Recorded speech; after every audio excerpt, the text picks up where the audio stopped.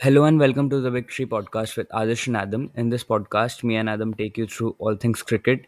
Today, we are going to talk about starting off the India England T20 series, which has just concluded. And I'd like to praise both of us because we both predicted India is going to win 4-1 after the first game, and that's what's happened. It just feels like England have been a sad story, a continuation of the theme which had begun after the first T20. It just feels like they're unable to play against spin, Mm. basically. I think you're spot on. Um, I think the interesting thing is there's no kind of nuance or kind of adaptability, and it's kind of the same method each time that kind of fails.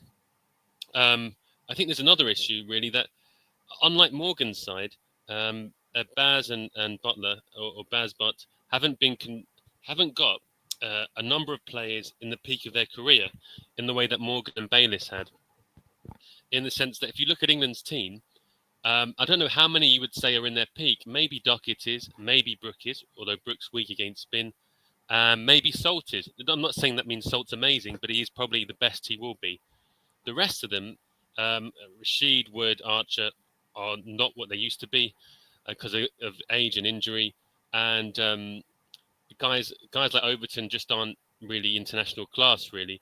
So it's not an easy job for McCollum to take, I think, really. And I sympathise with him a bit more on this one than I do with him in the Test side because I don't know if he's got the players at his disposal. What do you think?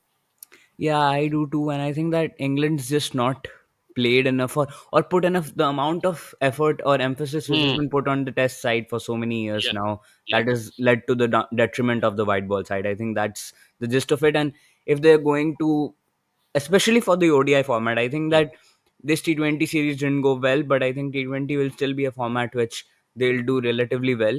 yeah. But I agree. ODIs, I think they're going to really, really struggle if they're going to treat it like that. But I think it kind of makes sense because you have a Champions Trophy, and then after that, I don't know how many ODIs they're going to be playing. The next World Cup is in Yeah, 2027. So I yeah, do not see the point of playing ODIs between that. But yeah, back on the T20 series, I like Abhishek Sharma. We spoke of him in mm, the first T20, and he's yeah, just gone stride by stride after that. How did yeah. you find his knock today?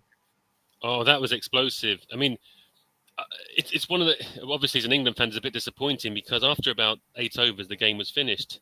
Yeah, But for a neutral or an Indian fan, that would have been amazing to watch.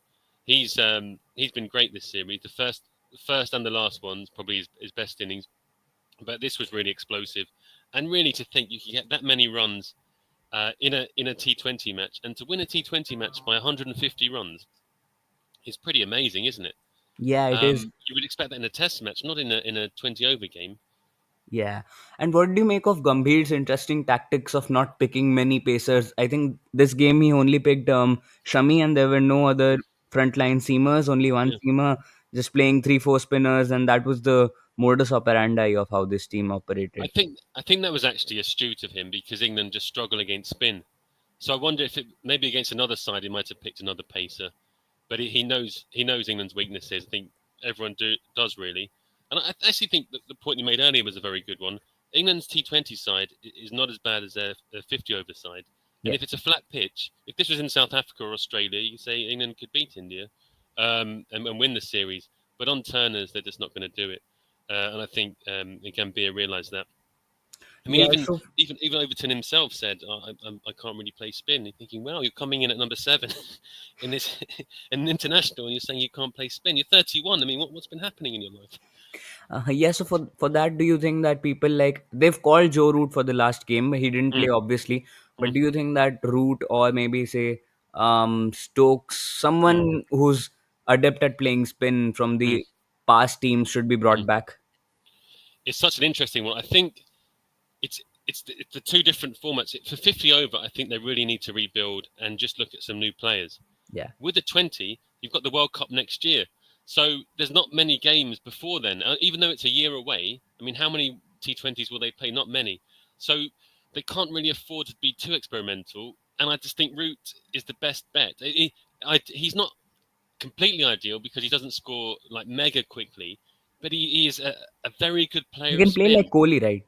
Yeah, and he's a very good player of spin, and it's going to be in India. So, and he was top scorer in the last T20 World Cup there. So, who would you rather have, him or Overton or Livingston or Dockett? Yeah, You know, yeah, he's exactly. much better than. And we're not saying he's better as a T20 player than Kohli or Butler, but he is better than a lot of the guys in that side at the moment. So, I can't think of many people better. It's not ideal, maybe, but I think it's a straightforward selection. They look like a side of hopeless sloggers right now, and someone who brings Yeah. a bit of stability in the middle order. I think that's what they need. And for the ODI series, it'll be interesting to see how it goes, because when was the last time he played in a white ball game? I think Wow. it have been right the World Cup, right? He's not played a Yeah, game after I that. think so. I think so because it's really interesting. After the probably about 2021, he hardly played any 50 over cricket, and he came into that T23 World Cup having played probably about 10 games in 2 years in 50 over cricket, and he just was not. He was not kind of in form at all in that World Cup, despite being a good player. And they made a real mistake just saying to him, "You just come in for World Cups because you do need some kind of practice, some kind of momentum Yeah, behind you." yeah, And I think he played too little. yeah.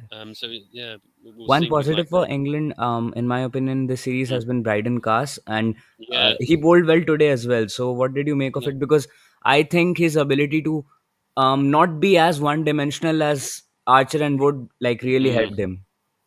definitely. I agree with you there. He's good. I mean, he's about 29 now. He knows his game. Um, he's a bit like Liam Plunkett. I think lots of people have made that analogy. Kind of very similar bowler, similar with his boundaries when he's batting as well, lower down the order, and both from Durham. So I think he's a good one. I think he's someone you could ink into the side straight away and say he could be a regular in all three formats. Yeah. One more concern which Indian fans had about was Sanju Samson's form. He's played all the 5 games and not delivered in one of them. He scored 2 centuries back to back Mm, against South Africa just 2 months back. But I think the main concern here is that he's very, very inconsistent, and he mm, just looks like he is going to score a century, but he'll either get out for zero or score a century. And it's been mm, going around for like this for like 5, 6 years now. He's not a spring chicken right now. He's 31, 32, and mm. I don't know how he's going to survive in this lineup when you've got someone like Jaswal knocking out at his door. Yeah. Jaswal, Gill, then there's Rajat Patidar, there's so many people who just want to get into the Indian T20 side. It's so many people wanting to get in, and I don't think that he can afford to have so many failures back to back. Do you think this is one of India's or India's best ever T20 side? Yeah, definitely. This has to be the amount of depth which is there. I think Mm. every single position in the team can be replaced by four or five different players and still be like a decent international side at this point. Because T20 is usually very unpredictable, Yeah, but this India side have won a lot of games. This run must be one of the best from a T20 side yeah. They ever, won like must be. 27 games this year, and lost only two. Yeah, there we go. I mean, I can't think anyone else has done that in T20 cricket, have they? Yeah, Isn't true. I can't think of anyone like that. Yeah, I just think that the hype, it's just grown so much, but it feels like it's a bit on the expense of the T20 test side, because you have so much talent in the T20 side, but you don't Mm, really see where the paces are going to come from in the mm, test side. Also, now coming on to the ODIs, which are going to start, I think yeah, Wednesday, right? Yeah, Wednesday. yeah, yeah, So Virat's coming back, Rohit's coming back, and Root's there. So all the old guns coming back. yeah. The first game is in Nagpur. I expect it to be a bit friendly for spin. Mm, So I think that India is going to still win this series, but mm. I'd be interested to see how they pan out. How England plays the series. The worry for me is before the start of this series, I thought the T20 would be very competitive, Yeah. but the ODIs would be one sided and India would win them easy. So I think this is probably going to be 3-0. I can't see us winning an ODI here. I'd I say just it'll be two can't see it one. really. I Two just one, okay. Yeah, I just think that there's going to be one game where it's Yeah, going to seem. Where are the 3 games? Let me just check. India, England, ODIs. So the first is in Nagpur. One of them is in Dharamshala. So yeah, one of them is going to swing and seam around, and I think okay. it might something might happen there. Bumrah's there for the series, right? Is is he there though? Is he definitely going to play or? He might play for one ODI just to get Oh, okay. braced for the Champions Trophy. Yeah. Yeah, so that'll be even worse. Yeah. So what are your? I think we for the first T20 we made some predictions for the Yeah. T21. Obviously, the scoreline predictions are accurate, but I think our top run getter and wicket getter all are correct as well. So for the Yeah. ODIs, who are your top run getter and wicket taker? Mm, I think. I think I might go for Kohli as a top run scorer. Yeah, He's back. Wicket taker. I'm not so sure really. Um, who do you think the Shami. main spin? Shami's a good call, but I'm thinking of spin. Who do you think? What spinner is nailed on to play in that ODI series? Of the spinners they've Kuldeep. selected, Kuldeep Yadav. yeah, and in that case it'd be Kuldeep. They had a trouble. They had trouble with Kuldeep in the Test series last year. Yeah.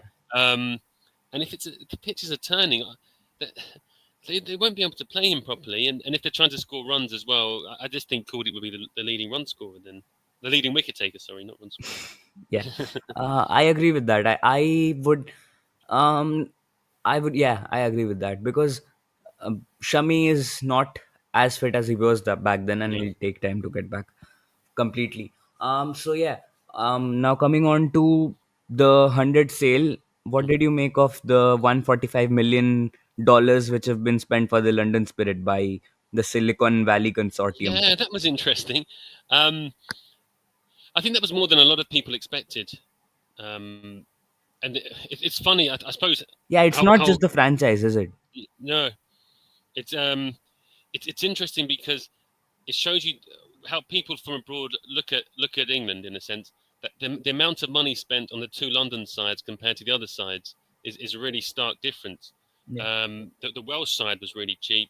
The Birmingham side was bought by the American football guy Tom Brady, um, but the Lords and the Oval sides were quite expensive. And I think that's a sign that London people really think of London when they think of England, and they want a London franchise.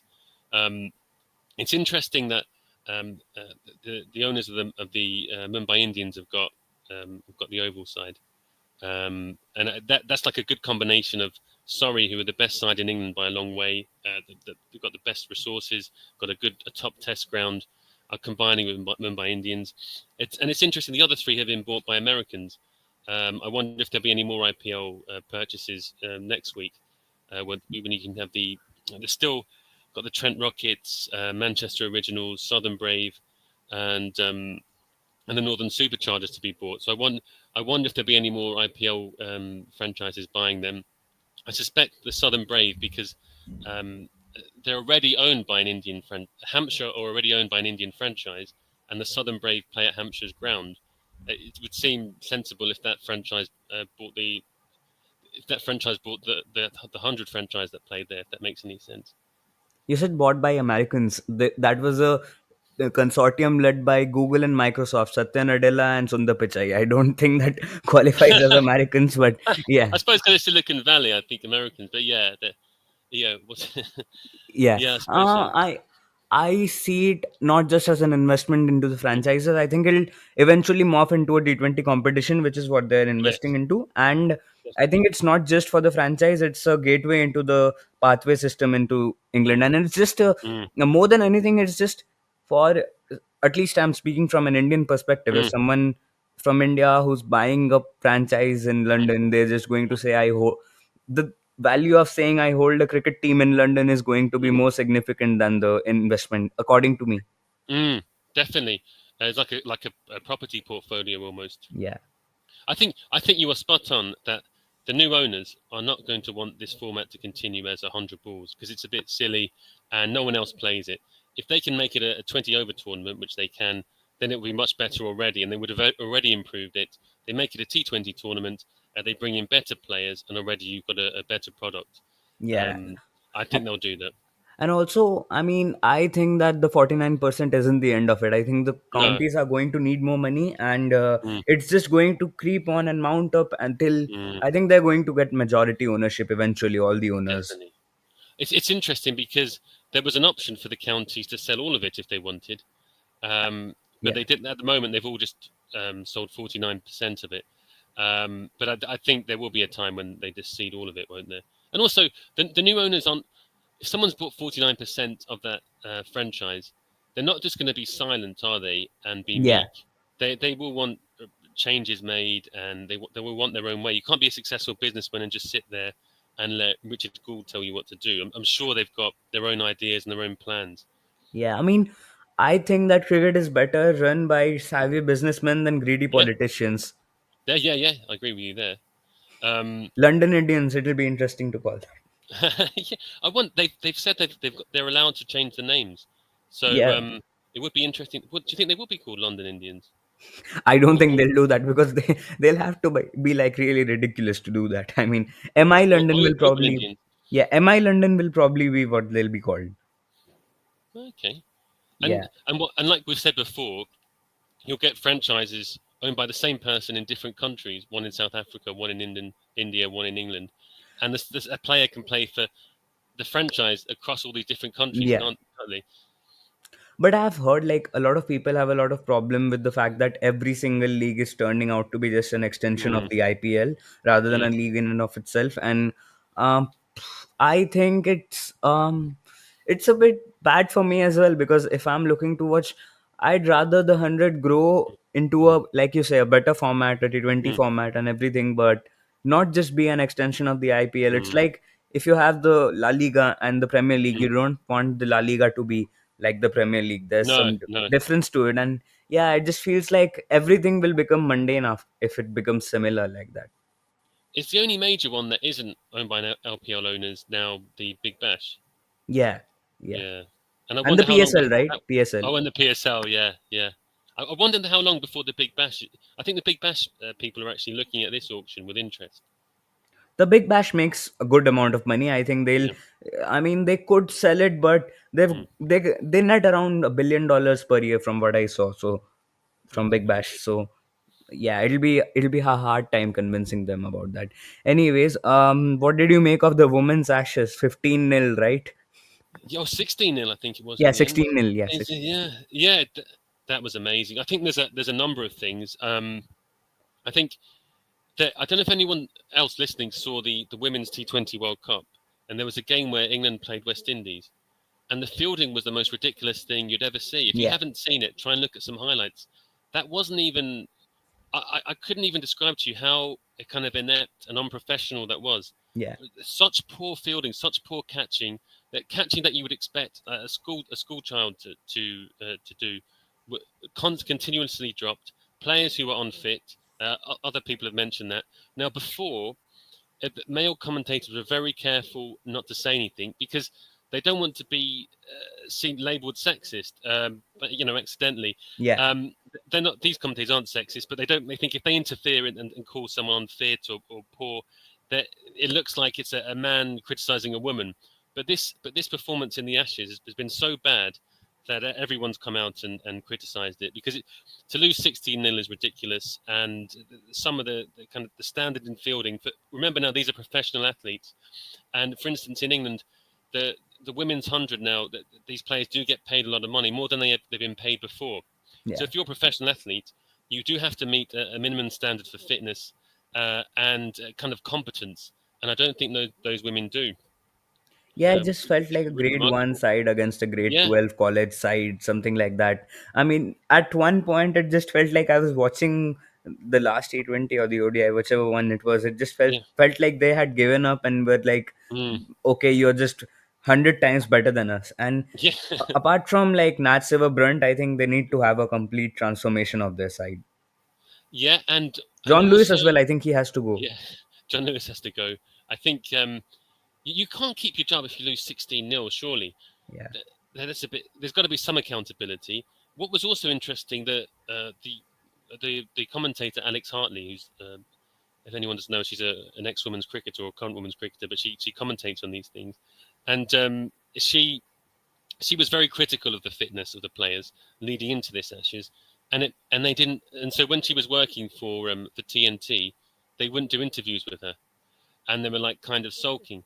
And I think that not just in the women's game, but in the men's game, is a growing trend where players who are used to playing a lot of low pressure, kind of highly paid franchise leagues like the 100 or like the Cayman Islands or whatever. It's different in the IPL because that's high pressure. But the Yeah. other ones around the world, they they're not used to scrutiny because no one cares what runs they get or wickets they get. No one even knows, and then they forget about the games like a day later. And then once they're in an international scene, people are they're expected to score runs or take wickets, and it's a different pressure, and I'm not sure they're able to cope with it in a sense. Yeah, yeah. I mean, uh, you just look at them play, and it feels like if they'd have a bit more the gulf in quality between the Australian side and the rest of the women's teams, it Mm. just feels like they're just like the West Indies in the 80s. Yeah, yeah, yeah, Do you think like definitely. they're the best sporting team that's ever been in a field, the Australian women's team? Definitely the most dominant, aren't they? Uh, they, they, they, they must be the most dominant. Yeah, I mean, whatever springs to mind, like maybe Mm, America and basketball or mm, uh, something like that. But yeah, they're very very dominant. Also talking about Kohli, mm, we talked about him in the ODI series. mm. He played in a Ranji game, and a lot of people turned up for it. Around 15,000 people turned up Yeah, for the 2 days that he was there, and he made 6 of 15 there. It felt kind of I funny. saw the wicket. Oh, you saw it? Yeah, Yeah, he just feels like he's lost all of his eyesight at this point. yeah, that's a funny one. You hear a lot of commentators talking about people's eyes going at about 35, 36, don't you? So Yeah, maybe it's true. Because I've never been a professional I cricketer. feel I it don't know. going at No. 16. Do you feel there's too much TV? Yeah, yeah, Mm. yeah. On the Pakistan West Indies series or the last game, Yeah, what did you make of it? Because no one expected West Indies to win that game, no, did they? that was amazing, and the fact that West Indies were 30, I think something like 35 for 7, Yeah, and they still won 35 for 7, and then they got 160, and then actually got a lead, and then they managed to get a bigger score in the second innings, and Pakistan kind of just crumbled in the end. It was yeah. amazing. I think what's interesting, Pakistan's tactic. We've said before, there's no problem with it, but their tactic was good against England because on a flat pitch, England would beat them. But it didn't make sense against the West Indies because I think they're better than the West Indies anyway. So you didn't have to produce a pitch that kind of was so in favour of the bowling. I think they would have beaten the West Indies on just a more normal pitch, one that just turned on the more on the fourth or fifth day or whatever. It didn't have to be like this. Big massive turner when there's going to be a wicket every ball. I think they brought an element of risk there, like a kind of Russian roulette, Like and India and and it, New Zealand. yeah, just like India, New Zealand, there's like no need for it. You do that against a side that's a bit better than you, rather than the side that's worse than you. Yeah, yeah. I mean, with Pakistan, you just look at their players. It's not as if the Pakistan batters are like really, really VVS Lakshman, Rahul Dravid, and Sachin No, Tendulkar, right? They're no, Shan no, Masood, Babar Azam, and Imamul Haq. So you're not you're not getting very, very good batters in there. And with no. on Babar, um, he's like again failed in that last game, and I just don't know what he's going to do after this because if you're playing Jomel Warrican and not scoring Yeah. runs against him and that bowling lineup, then I don't know where you're going to get your runs from. I was reading something that they've got very few tests in this coming year. I Around think that five, yeah, 5 or 6. just 5 in the whole year. Yeah, Yeah, so yeah, maybe he's probably not needed now. It's just 5 tests in the year. You won't get much practice anyway. yeah, and they don't even look like they're ever going to contend for the WTC final spot. So, No, no. And on that subject, have you heard about the new proposals for the two-tier system, the two TSS system? huh? What? I don't know if you've heard about it, but there's been kind of news about the last week or maybe the week before. We heard about the proposed Yeah, two-tier test system from Jay Shah. There's been a development in it recently. I think McPherson from the Telegraph reported it last night that they were going to introduce this after 2027, the 2027 cycle, the 25 to 27 cycle. They are now thinking of introducing it from the England India series this summer. So they've actually decided to bring it forward. So that to me, that's a very interesting development. Yeah, I think that's a good development because it looks majorly flawed right now. And Yeah, yeah, as much as I'd like South Africa to win, a lot of things have been happening, which are like, you have to admit at some point that their part two qualification was maybe not as simple as Australia or what it was for India or yeah, England for that matter. They played yeah, 22 tests. It was yeah. like very, very hard for them to make it in there. And yeah, I think it's a good change, and it just does not have to be tears. I don't want it to be tears No, because that'll just mean a private gentleman's club. yeah, divisions would be better. Uh, but what's interesting is the proposal last time was that there'd be 7 and 5, and they had Pakistan in the top 7 and Windies in the bottom 5, the second tier. However, this year's WTC, Pakistan are bottom and Windies are eighth. So I wonder, will that change things? Will the Windies now be in the top tier and Pakistan in the second tier, or is that irrelevant? I'd be really interested to know about that. Yeah, I mean, I would think that Pakistan is a better test side than West Mm. Indies. So Oh, I I think they are really, but they finished below them this time round. Yeah, yeah. I mean, you could argue about it like that, or look at the rankings. Maybe the rankings maybe are a Yeah, better good indicator point. of Yeah, things. yeah, Um, yeah. That's a good point. yeah, one more thing. Our good friend Jared, who was with us on the on a episode, he did something on the BPL, and he Yeah, uncovered the fact that there was some tricky things going on or fishy things yeah. going on in the tournament. And I think it's just a crap tournament. No one should Mm. watch that tournament. People, I think there's this recent incident which has happened where some people from Zimbabwe and Afghanistan are stuck in a hotel in Dhaka and not able to get out because first they've not got any payment, and the owners have refused to Oh, provide them any kind of tickets to go back, and the bus driver has stolen their kids because he's also not got paid. oh, wow. And on top of that, you had the match fixing as well. Yeah, So that's. Do you think any IPL owners will want to buy one of their franchises? I don't think so. No. I mean, why does the BPL and the Abu Dhabi T10 League exist and the IL T20? I mean, Yeah. what's the point of these three leagues? Because you look at them, and I don't know if you've seen many Mm. clips of that live, Yeah. and it just feels like it feels like clown show, a circus. I've seen when the ILT20 first came out, I saw uh, quite a lot of that. I think Joe Root was in it in the first year, so I was watching him, and I think maybe Vince was there too, and so I was watching it for those two really, and there was no one in the crowd. It was interesting. So you had some really good players, but no one was in the crowd, and I think the runs didn't count. The runs and wickets didn't count as like official T20 runs and wickets. So it was just really done for financial reasons, I think. Yeah, yeah, I mean, it screams international in it, and there's just two Mm. UAE players, so there's no. Yeah, It's just made for money, and there's no actual jeopardy to it or any kind of no, pressure like you'll have in the IPL. With the no, on the fixing thing which happened on the BPL, yeah, it did you see the wide which Jared pointed out, yeah, which yeah, was like 100 meters away from the bat, yeah. and I mean, if if that's how they do it, then They're not. they need better tips. Maybe Kronia Yeah, could help them. Yeah. I think what's interesting is that in white ball cricket, they're very strict on wide. So you could just bowl a normal length ball almost in the channel, and that can be called a wide sometimes if you just put it just slightly wide of the popping crease or whatever. But their one was so exaggerated; it was obvious that they were looking for it to be called a wide. It was like it was clear, wasn't it? A bit like that no ball from Mohammed Amir in the Test series against England in 2010, where Yeah. you see him step over the line by a lot, and it's Yeah. so that, to make sure that it is a no ball.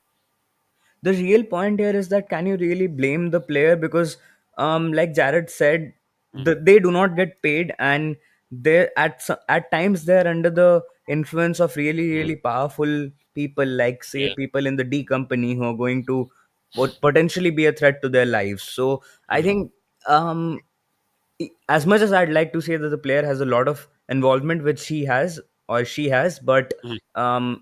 you just have to say that most of the time, or some of the time, it's out of their hand. Yeah. Although for a fan, you just think, what's the point watching these franchise leagues if a lot of them are Yeah, I fixed? mean, who watches them? Like, yeah, Yeah. that's true. That's true. I was just trying to speak from the Mm, perspective of someone who's, say, from Bangladesh, and mm, he is not getting mm, paid, and the owner is threatening him and all that. It's just a slippery slope, and mm. you need to have a governing body on top of it to monitor all these things, or else cricket's not going to be taken as a serious sport. You look at those No, clips, you show them to someone who's not been in the cricket mm, industry, and they're going to think that it's not a serious sport. It's going to look yeah, like, um I don't know. It'll look like WWE, because yeah, that's what it is at this point. yeah, definitely. And I think Jared was saying that he worried that cricket was heading more down the entertainment route than the sporting route. The IPL is Yeah. branded as an entertainment product, See, not a that's sport. amazing.